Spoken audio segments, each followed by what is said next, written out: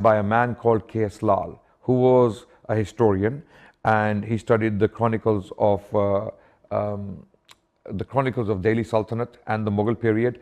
And he, again, just like Eliot and Dawson, chose these passages selectively. And now the Bajrang Dal and the BJP and the Shiv Sena are using that narrative to again support their cause or their xenophobia or their Islamophobia against the Muslims. Does the present Indian government sustain the same position? Absolutely. This is the why BJP of the present BJP administration holds on to the same position that 100%. Mughals engage in genocide. Yes. So they want to introduce this, which was rejected by the vast majority of historians, into the mainstream. Yeah, I'll give you one example. The figure of Aurangzeb Alamgir, the man who governed from 1658 to 1707, one of the most powerful Mughal emperors throughout history. And in fact, Aurangzeb's period was the richest period in Indian history, when India had 24% of world's GDP.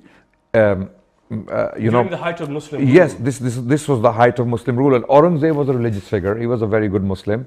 And he was, again, a king who fought wars, and he subdued rebellions, and he did desecrate temples.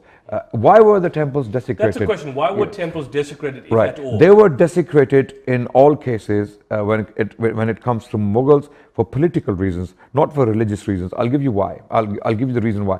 There were hundreds of thousands of temples within the domain governed by Aurangzeb Alamgir. Hundreds of thousands of temples. If he had an India-wide policy of temple desecrations, he would have destroyed possibly thousands of temples.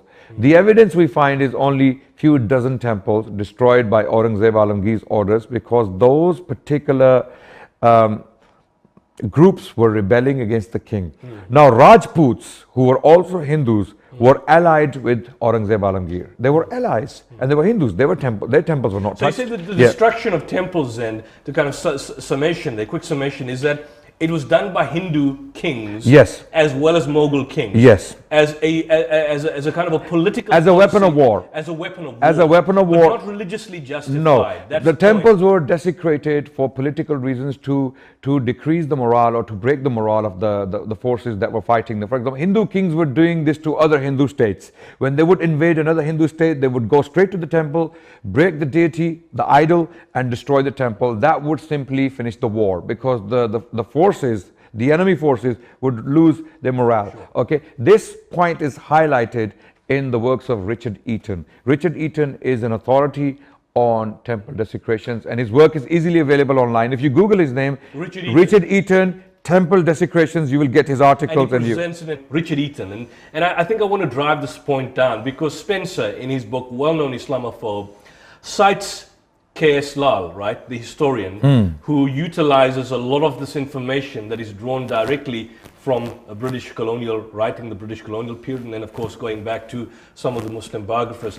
We are saying that, fascinating enough, yes, there was temple desecrations, yes, but that these temple desecrations were a policy of power, political power, where the particular ruler, albeit Hindu or Muslim, consolidates his power. Yeah. And I think one thing we need to also point out is that, would I be correct, and this is what we were discussing possibly in the break, is that a lot of these Muslim rulers, a lot of their soldiers were Hindus. Yes. And a lot of Hindu leaders, had Muslim their soldiers were Muslims. Yes. So it was not actually a religious policy of destruction, of destroying religious places of worship for religious. It was purely political. It was a how do you come to that conclusion? Is that has been the general trend, or how do you come to that conclusion? Temple desecrations was an Indian phenomenon. Prior to the Mughals? 100%. Prior to the Mughals, prior to the Muslim appearance in India. The Buddhists were doing it to Hindu temples, the Hindus were doing it to Buddhist temples before the Muslims arrived on the scene. And this phenomenon continued because it is within the Hindu scriptures that the power of the ruler is the deity. If the deity is removed, then the power of the ruler is removed. So destruction of idols, what did that amount to? That amounted to the destruction of the state.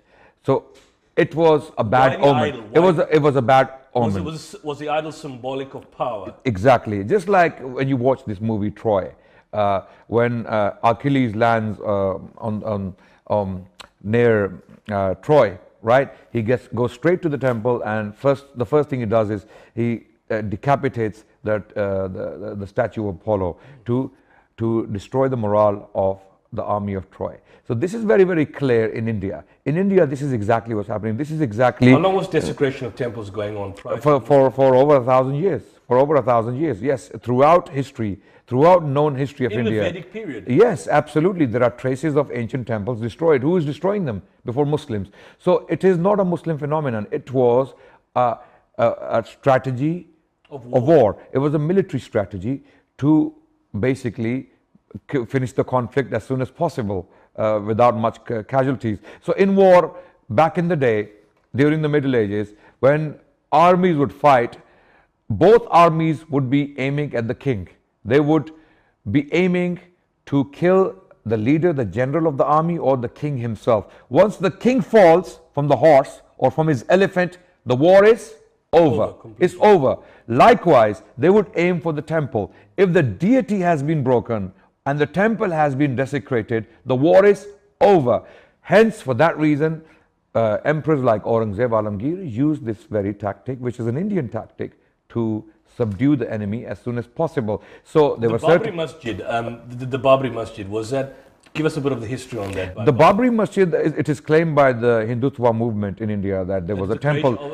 Ayodhya, but there was no actual temple. There is no temple. No, archaeologists have dug underneath, and there's no temple there. So this was a claim made by the Hindu right, to cause problems of Muslims. So this Islamophobia, this hatred of Muslims, and these accusations on the part of the Islamophobes in the US, like Spencer, or in India, like K.S. Lal. Spencer is now relying primarily on Hindu nationalists, Hindu far right. Spencer is an opportunist who is an opportunistic prostitute who would There's go... no other better word to describe. Exactly. And his partner in crime, Pamela Geller, and Wood, and all these other individuals. They are basically living on this movement of hatred. They are simply making money and borrowed from hate. time intellectually, because the entire thesis is totally bankrupt. Absolutely. Why am I saying this? Is it because of me? Is it because of me? Is it what I think? No. This is what modern historians think. There is a recent book on Aurangzeb, interestingly. The author is Audrey Trush. She's an American historian. She has written this book on Aurangzeb. And in this book, she provides the incidents whereby Aurangzeb gave money to temples for their repair and gave money to priests, issued orders to his subjects not to harass the Brahmins who worship in their temples. Leave them alone. Do not harass them ever. And he threatened his subjects and his governors and his generals with consequences if they disturb the Brahmins or the temples. So there is this contradiction in Aurangzeb's life. But when you study the history carefully, such as Audrey Trush's book, you will come to realize that when he did desecrate temples, these temples were desecrated because of the village they were in, or because of the city they were in, because these villages or cities had rebelled against the king. So the king invaded this territory, and the easiest way to subdue the enemy was to destroy the idol and desecrate it. On the other hand, there were Hindu generals working for Aurangzeb Alamgir. Under his command. Under his command, his mansabdars, or his generals or position holders, how can I explain this in the English language? People who held government posts during Aurangzeb's reign, 50 years reign, 31% of them were Hindus. Wow. 31%. More than all the Mughal kings put together before him. Akbar, Jalaluddin Muhammad Akbar, who apostatized from Islam, is hailed... Akbar the Great, Akbar the Great, they call him. And Audrey Trush makes this point that if anyone calls him Akbar the Great, that person simply doesn't know the Mughal history. You don't know what you're talking about. So academics are very interesting. If we read them, modern historians, and they're not Muslim apologists, by the way. They're not Muslim apologists. They simply want to put the record straight, and they are highlighting the absurdity of the Hindutva movement when it comes to history.